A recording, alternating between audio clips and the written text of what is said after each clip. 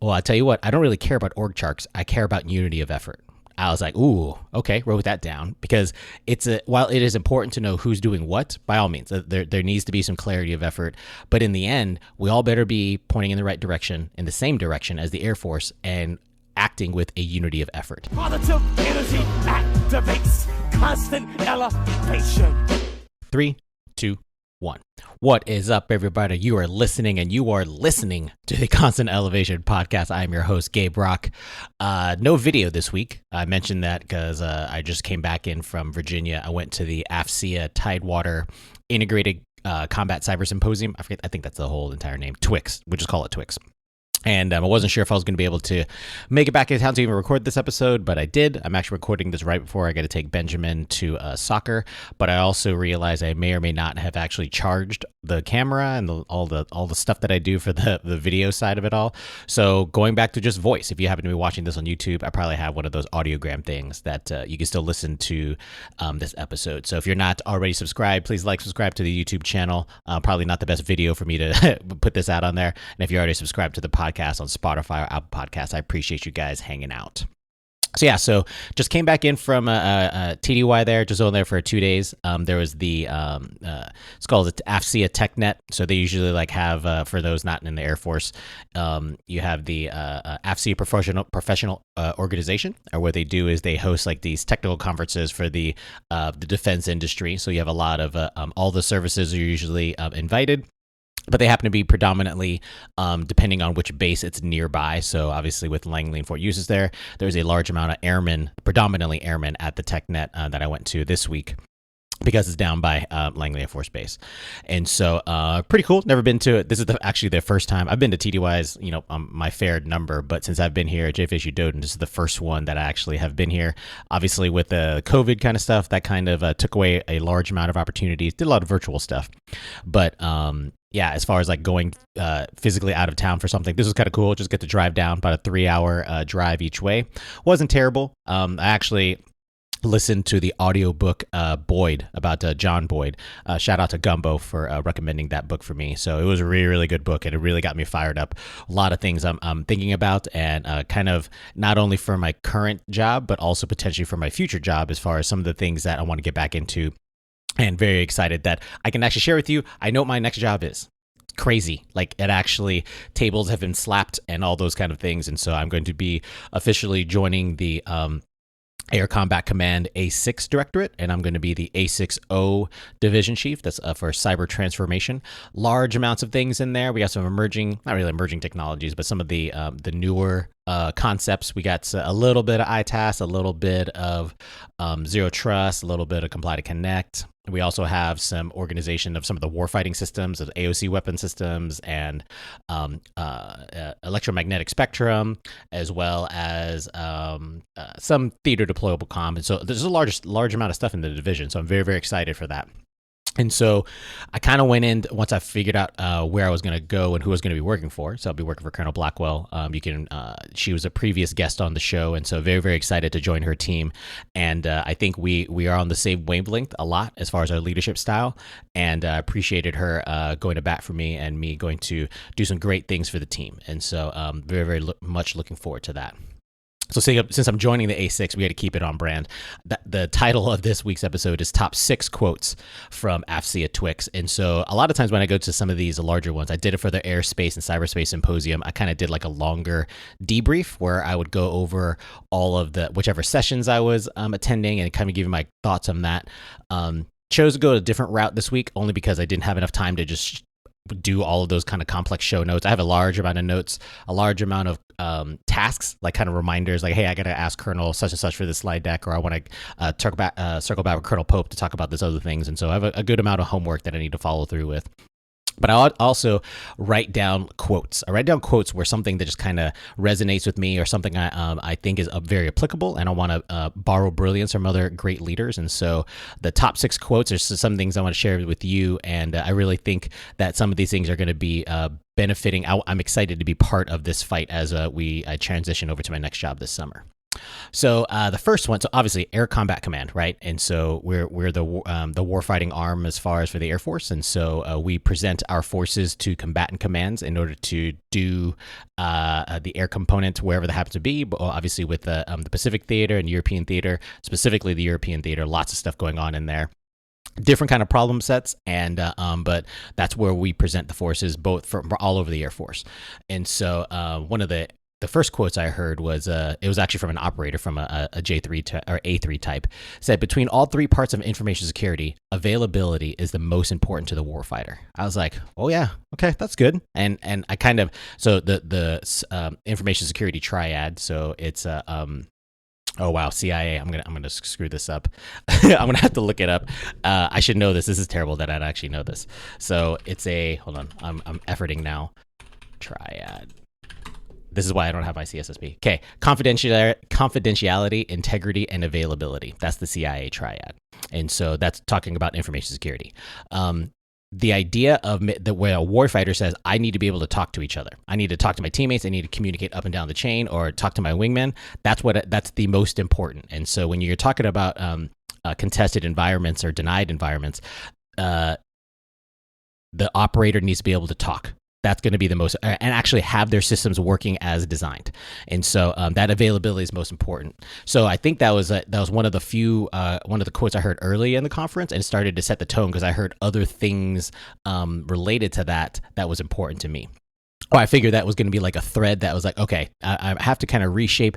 Again, I've been in the defensive cyber side of operations for my tour here in Doden, and so now it's a whole thing of, and then obviously doing my mission assurance job. But now it's like a thing of, I'm getting back to the Air Force. I'm looking forward to this. I understand how the cyber domain is very, very critical to air operations, but I joined the Air Force for a reason, so I want to make sure I'm back in the cut, supporting, even from a staff position. How can I help advance air operations for the warfighter? Hey, what's up, team? This is Gabe Rock Avila. Leading in the modern military across multiple generations takes a constantly evolving set of skills to ensure no one is left behind. Being selected to serve as a squadron commander in the Air Force is potentially the greatest level of influence you can have on people that will last for the rest of their career. My new book, No Pressure, provides practical advice and reality-tested recommendations to leaders on how you can successfully serve across your command tour and be the inspirational leader everyone needs you to be. Be inspired at any echelon within your unit to not be another cog in the machine and be the leader you've always wanted to follow. You can buy your copy of No Pressure at constantelevation.co, Amazon, or Barnes & Noble to include the ebook versions. Don't wait for the future. Define the future. And so, excuse me, one of the other, no one take, Jake, I'm not editing that out either. Sorry. One of the other things coming from the Deputy A3, he mentioned that offensive and defensive cyber operations must not overshadow comm. If anything, they need to be equal on plane because they're equally important to the warfighter. I was like, okay, here we go. There's another thing kind of talking about like where it may be, it's not that, potentially offensive or network operations is not as sexy as offensive or defensive operations. It's still what is required to fight our wars. And so that idea, when you heard a 3 saying some words like that, not the 6, when you heard the 3 saying words, I think that's a good recognition of how our domain is critical to air operations.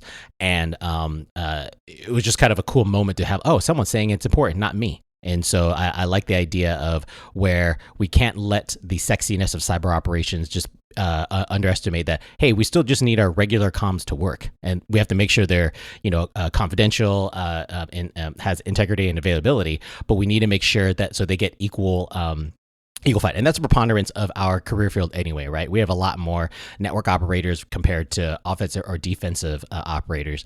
And so that's not going to go away anytime soon. And I was happy to hear the Deputy 3 just say that, hey, so that's important. Don't let it get overshadowed.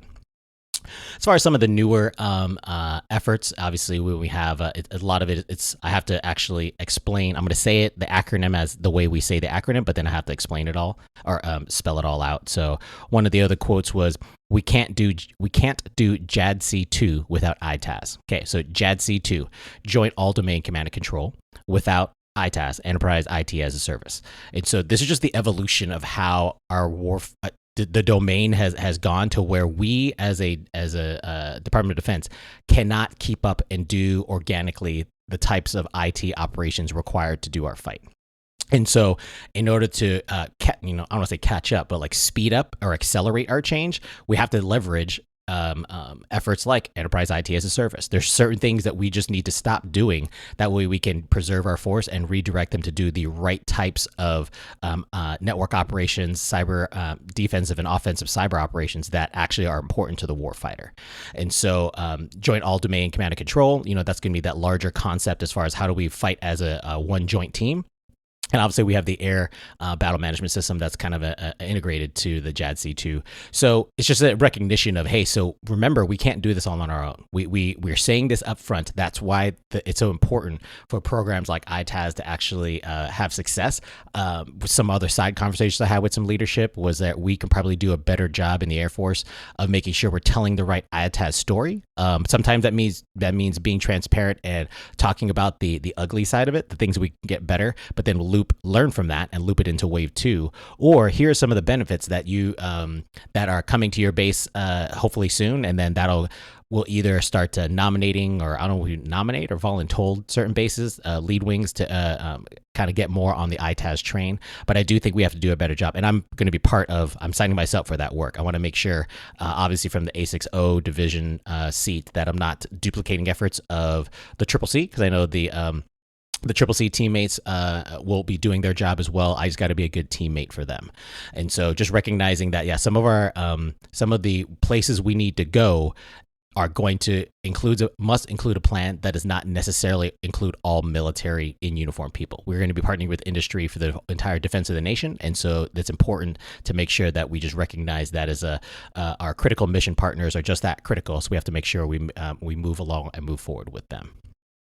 As far as speaking of like mission partners, this is kind of like an interesting part where a lot of times, especially in the cyber side of the Air Force, we're trying to figure out who does what. And a lot of time in ACC, we're doing some kind of changes as far as reorganizations of some of the groups. And we now have an A staff on at some of the wings, especially in the cyber wings. And so like just trying to understand, and I have to catch up to all these. I've been out of the pocket for a little bit for the Air Forces, especially on the cyber side, reorganization of stuff. And then it was kind of cool to hearing, and so I'm sure there's good reasons, and I just got to learn those reasons, and because I do believe the leadership is making those choices for a reason. And so just trying to be more effective for the warfighter. But again, the Deputy A3, when he was speaking, he said, well, I'll tell you what, I don't really care about org charts. I care about unity of effort. I was like, ooh, okay, wrote that down, because while it is important to know who's doing what, by all means, there needs to be some clarity of effort. But in the end, we all better be pointing in the right direction, in the same direction as the Air Force, and acting with a unity of effort. Sometimes if that means we're picking up a little slack for a team that's kind of short, that's okay. Maybe we get out of the way from another team and they want to try something new out. And I'm like, all right, cool. So it's all for the right purpose. And so we're not, it's always going to be a terrible plan if all of a sudden we are internally competing in the Air Force. Those kind of things, good ideas to just kind of survive. If anything, I learned many things that I learned from the Boyd book was that like you got to, sometimes rank doesn't matter. Sometimes like your potentially even some of the experience doesn't matter, because maybe your experience is jaded or it was like outdated because the stuff you did 10 years ago may or may not be applicable now. What's going to happen is the right idea should actually just survive contact and move forward. And so if you don't take pride in your ownership, if no one cares who gets credit for it, it's probably going to be the right way to go. And so at least it won't have any detractors to the larger team effort. And so I don't care about org charts. I care about unity of effort. That was a really, really good. I like that idea. It's just a whole thing of, because we can kind of stop artificially creating friction where it doesn't need to be there, because we're all supposed to be on the same team. So how about we move in that? Another two last quotes. The next one was from Colonel Billy Pope, and so he was actually a previous guest on the show as well. You can check out that episode. He said, "Don't be fooled by action masquerading as progress." And I was like, oh, okay. Yeah, I like that. Because there's just a lot of, and especially when you go to a staff, there's people sometimes like where they're at work, like for long hours, like 10 hours. I'm like, you're still here? What are you doing? And it's like, well, they weren't really doing anything. They actually just went to a meeting, tried to stay awake, went to another meeting. And it's like, well, when did you do something though? Did you do something today? And a lot of times like, well, I went to these meetings. Like, that's not what I ask. Like it looks like you're doing something, but you're not doing anything. And sometimes, you can get, I recognize that. I actually think that was a great thing that COVID kind of broke, is the fact that like you started seeing people that were actually contributing because they had to do it like virtually, or they had to do it like with their written product or something like that. Now I can see you're doing something versus you just attending something and not moving the ball forward. And so I'm probably going to retain that quote. Don't be fooled by action masquerading as progress, because it's going to call people out. Be like, hey, you said you're going to do these things, but you're not delivering, or what's going on? Do you need help? How can I help out on my side? I mean, like, there could be reasons why there's no progress being made, but the idea of don't shuffling around and you're physically at work. Like, don't be an oxygen taker inner. Like, you need to actually do your job, because we only have so many people on our team. That was always critical. I mentioned to the airmen in my squadron is like, hey, so we only have so many of you, so I need all of you to do your job. I can't have, if we have so many radio guys, I was so many KM gals or whoever it is, like, we only have so many of you, so I need all of you to give your best effort. It may not, and I understand, depending on your experience and your rank and all that kind of stuff. I will expect that effort to be, I'll manage my expectations according to your experience and or rank, but you better be doing full-ass efforts, not half-ass efforts, full-ass efforts. So don't be fooled by action masquerading as progress. It's a great quote.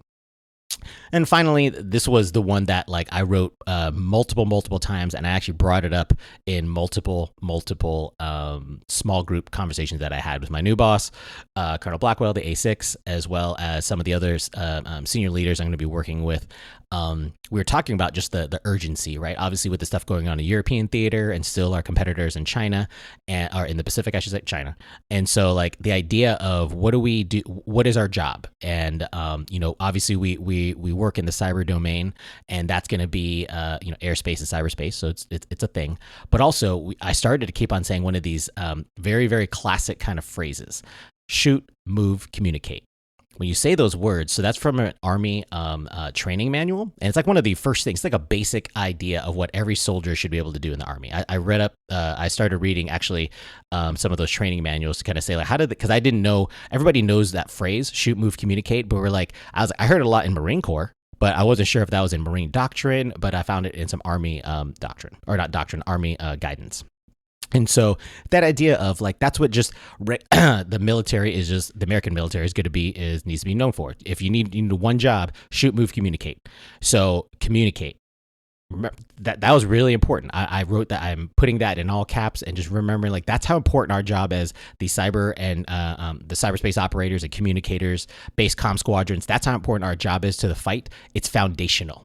It's foundational to a team sport, because we have to be able to communicate. We have to be able to make sure it's our comms are available to the warfighter. So in other words, can we talk to our logistics? Can the pilots talk to the maintenance guys? Can we have our forward operators actually doing their job, doing God's work in enemy territory? Like, those are the kind of things that they rely on communications. That's just one of the things that we, as the American military. And I don't think it's a bad thing that we embrace technology. We can't let it hamper us, but we also can't get like distracted by the sexing of it. Oh, I'm buy this new shiny thing. Like, no, but just get the thing that works. How about that? Get the thing that's secure and works, and stop trying to strap on all these gold plates on things and trying to make it all cool. We just need to be able to talk to each other. Maybe make it resilient and redundant, obviously, and secure, but like this, don't get too cute with it. We just need to be able to communicate. And so I'm going to using that as like I started drafting some new ideas. As soon as I hit ACC staff, I'm going to hit the ground running and being upfront and be like, hey, so before I come on board and I have these brand new, you guys start, in briefing me as far as some of the projects and those things are going on right now, I'm going to lay out, here's my expectations, what I think we need to be moving forward with. Shoot, move, communicate, or probably a remixed version of that phrase is going to be one of them. I also have some ideas about how I would remix the term organized, train, and equip. I know that's going to be that is a MAGCOM function, but I do believe there is some remixing and evolving we can do there, just to kind of constantly elevate how we think. And I'm going to carry that attitude when I come onto the staff, because I'm going to be moving fast, and I'm going to appreciate the ASIC giving me some freedom of maneuver, because I think she believes in my leadership style. And so I'm coming, ACC ASIC staff. It's going to be a great time, and I'm looking forward to joining the team. Spanky Snyder is a current division chief right now, so I know he's gonna is in good hands. He's gonna be an awesome handover to me. And then when I take the seat this summer, we're going fast. We're gonna start doing stuff, and so very appreciative of this opportunity. So. Yeah, those are my top 6 quotes from the 2022 AFCEA TWICS. Definitely, I enjoy going. This one is not necessarily on par as the big 4, like the Rocky Mountain Symposium or the San Antonio or the Alabama ones, and so, but it's still good. I mean, like, I took advantage of it being relatively local, and so got to meet a lot of good leaders out there, some familiar faces, a lot of new faces. I kind of only met them virtually, so it was really cool to shake hands and kind of sit down and do some mind melding.